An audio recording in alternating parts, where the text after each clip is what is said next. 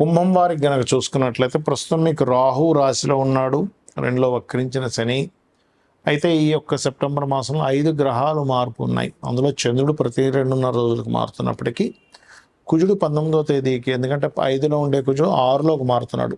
6లో గురువు ఆల్రెడీ ఉన్నారు, గురువు దగ్గరికి చేరుకుంటున్నాడు కుజుడు.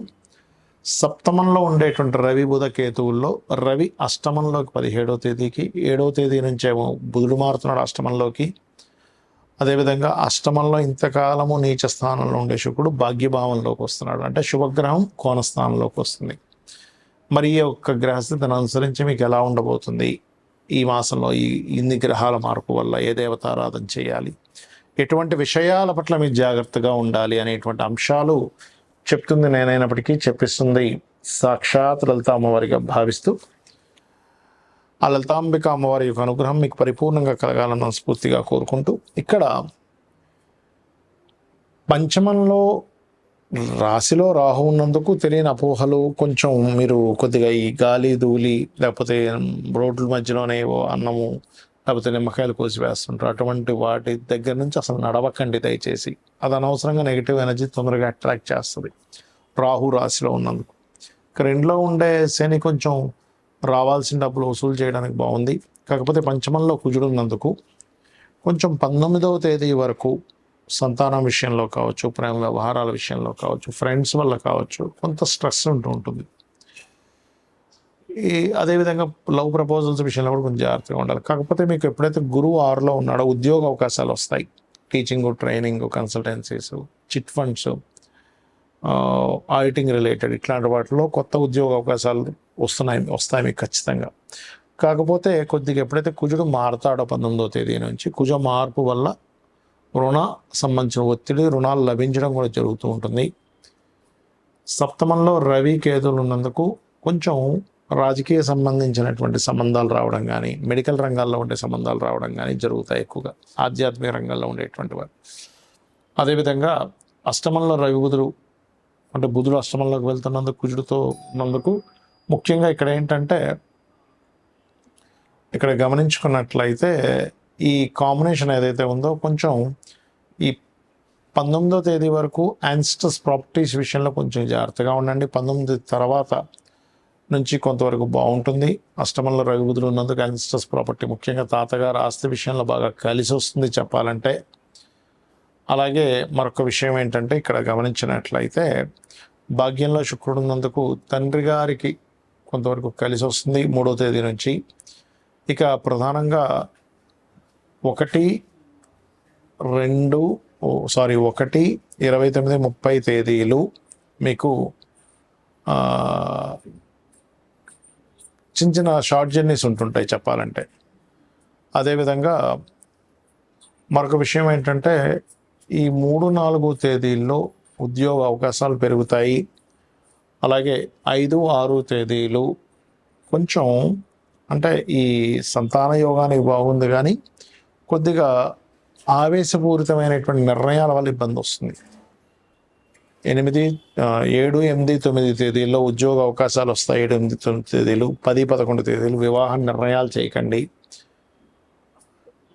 14, 15 తేదీలు పెద్ద మొత్తంలో మీకు ఏదైనా రావాల్సిన ధనం కోసం ప్రయత్నం చేసినట్లయితే లభిస్తుంది. 24, 25 తేదీలు ప్రధానంగా మీరు కొంచెం కొన్ని అపోహలు, కొన్ని ఊహల్లో కొన్ని తప్పిదాలు చేస్తుంటారు, ఆ విషయంలో జాగ్రత్తగా ఉండండి. 26, 27, 28 తేదీలు కొంత ఫైనాన్షియల్గా మనీ వస్తుంది కానీ ఎవరైనా మోసం చేద్దామని కూడా చూస్తారు ఫైనాన్షియల్గా, అది కొంచెం జాగ్రత్తగా ఉండాలి.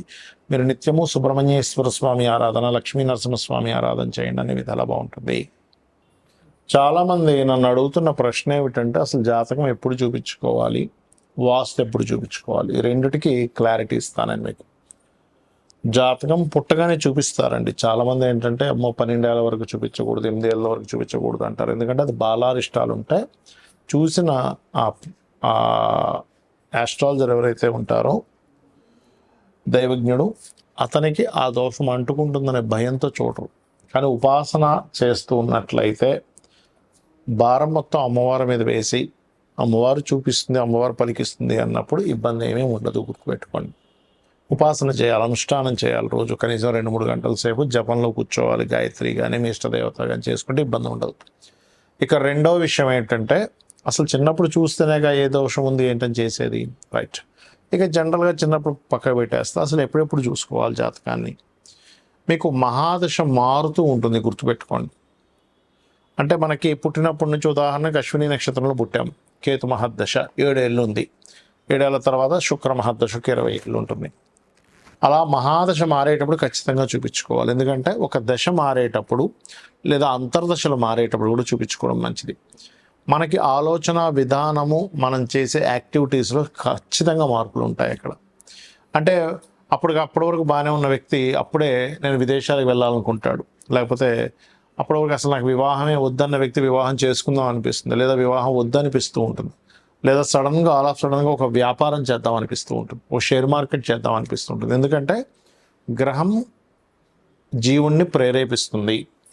గ్రహం యొక్క ప్రేరేపణ వలన ఆ జీవుడికి, అది స్త్రీ కావచ్చు పురుషుడు కావచ్చు, వారికి ఆలోచన వస్తుంది.